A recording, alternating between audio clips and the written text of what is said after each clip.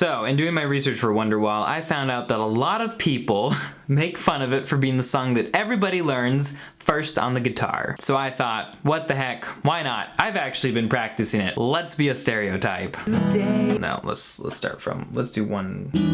No, let's try it. Now realize what you gotta do.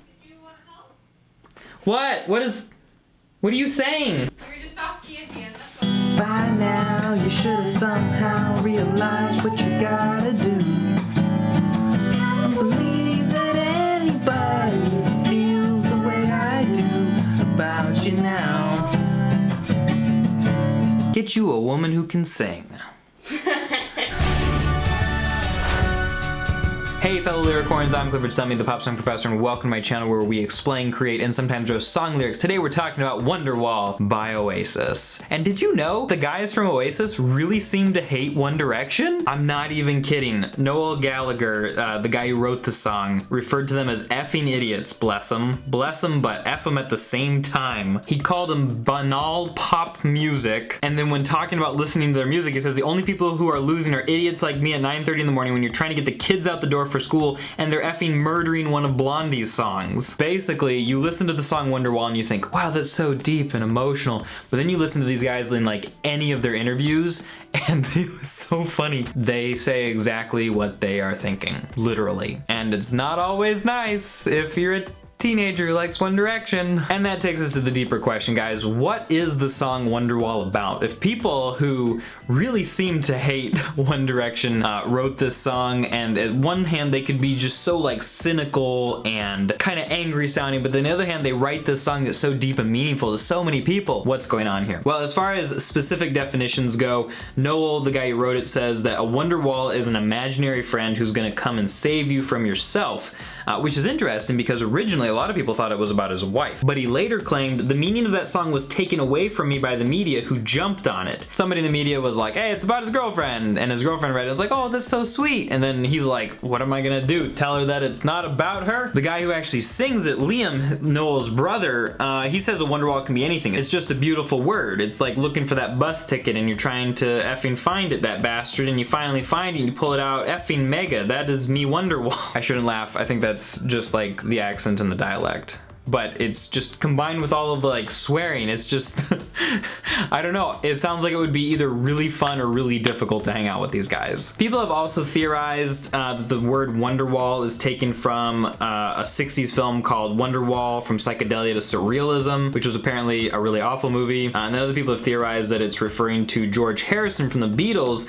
his 1968 instrumental soundtrack called Wonderwall Music. And if you know Oasis, you know they're a big fan of the Beatles. So that's really not the most far-fetched thing. And we're gonna go ahead and jump into those lyrics, guys, but I wanna say first of all that if you love deep music that means something to a lot of people and particularly to you, you should check out my Patreon in the description down below. People, I am trying to make this whole Pop Song Professor thing the slickest, coolest thing, but I'll be honest, can't do it without your help. I cannot do it without patrons. The people who do support me are, I think, some of my most favorite people in the world right now. And if you believe in what we're doing here, trying to spread good lyrics, teach people how to express themselves through lyrics, and you want to express yourself through lyrics, my Patreon's a good thing to check out, guys, and I would appreciate the support so much. I've got cool bonuses and perks that will blow your freaking mind. Link in the description down below. Go ahead and check that out. That being said, let's jump into these lyrics. So in verse 1 we hear, today is gonna be the day that they're gonna throw it back to you. By now you should have somehow realized what you gotta do. I don't believe that anybody feels the way I do about you now. So this is obviously them talking to somebody that they really care about, somebody who means a lot to them and has supported them. And it's interesting because it almost seems like they change perspective a little bit. This Wonderwall is somebody who's always gonna save them, but in verse 1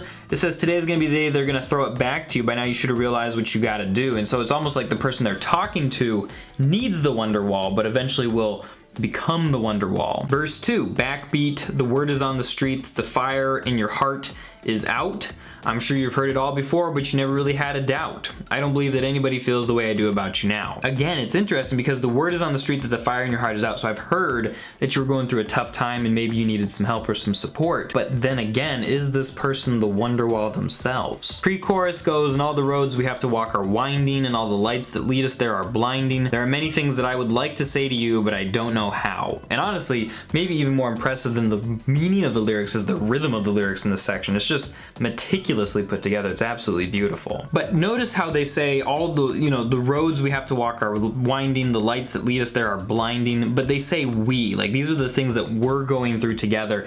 And it makes me think that the whole point of Wonderwall might be less about someone who's gonna come and save you from yourself. I mean, maybe that's like the simplified version that they decided to tell us about, but it almost seems like it's more of like this relationship between two people, especially if you look at those verse lyrics. We look at the chorus and it's a little bit different because maybe you're gonna be the one that saves me, and after all, you're my Wonderwall. I just think it's so odd that in the verses we start out saying like, hey, your life sucks. In the pre-chorus we say, together we have some things we have to overcome. And then in the chorus it says, you're my Wonderwall, you're gonna be the one that saves me. It's almost like this relationship is reciprocal and really a really strong interdependent relationship where two people are really supporting each other. It would make sense that both of them would in a way be Wonderwalls. Verse 3, today was gonna be the day, but they'll never throw it back to you. So maybe throwing it back to you is actually kind of a good thing. Kind of just depends on the dialect and, you know, the sayings from wherever they come from. By now you should have somehow realized what you're not to do. Not got to do, it's not to do. I don't believe that anybody feels the way I do about you now. And it's almost like they're saying, look, you got some big challenges coming up ahead. You've got to make some tough decisions, but I'm here for you through it.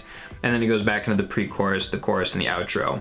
And it ends, interestingly, on the phrase or the sentence, you're gonna be the one that saves me. Further underscoring that this other person is who is the Wonderwall. And I really like the idea of the song being kind of reciprocal, where there are two people who are kind of Wonderwalls for each other, who support each other, or how maybe this relationship with somebody else is the Wonderwall that they're both gaining strength from.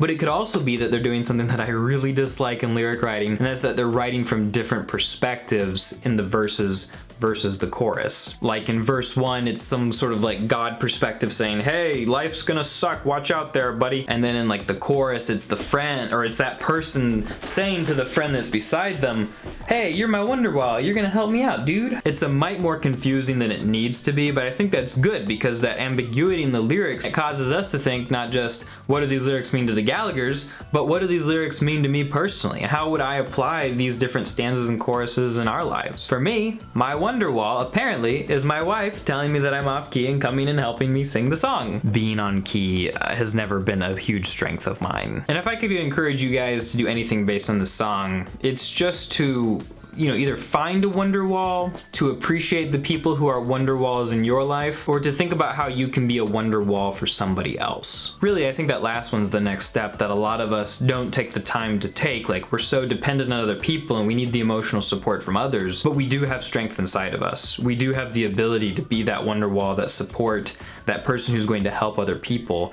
And a lot of times we just tell ourselves, we convince ourselves that we're helpless and we can barely help ourselves. How can I possibly go help somebody else? I'm honestly as guilty of this as anybody else. And I think it would be really cool if we all lived lives where we tried to make the song Wonderwall about us. That's just my super fluffy emotional thought of the day. Be a Wonderwall, kids. And while you're at it, why don't you go and try to be a Wonderwall for me and yourself at the same time by checking out my Patreon down below. Got such sweet perks for you. You already probably know about the 21 Pilots bootcamp course, 4.5-hour course on 21 Pilots. Everything you need to know up to the Blurryface era with Trench soon to come. And you probably also know all about the 10% discount on all Pop Song Professor merch, even the discontinued stuff. But did you know about the Com Jam Pod, the Community Jam podcast, where every single patron suggests a song based on a theme and then April and I listen to it and talk about it? It's even more dope than it sounds. And I'd love to have your song suggestion as part of that playlist and listen to the song that you suggest. Check it out down below, people. It's those perks and tons more for just 17 cents a day. And the coolest part would just be getting to know you.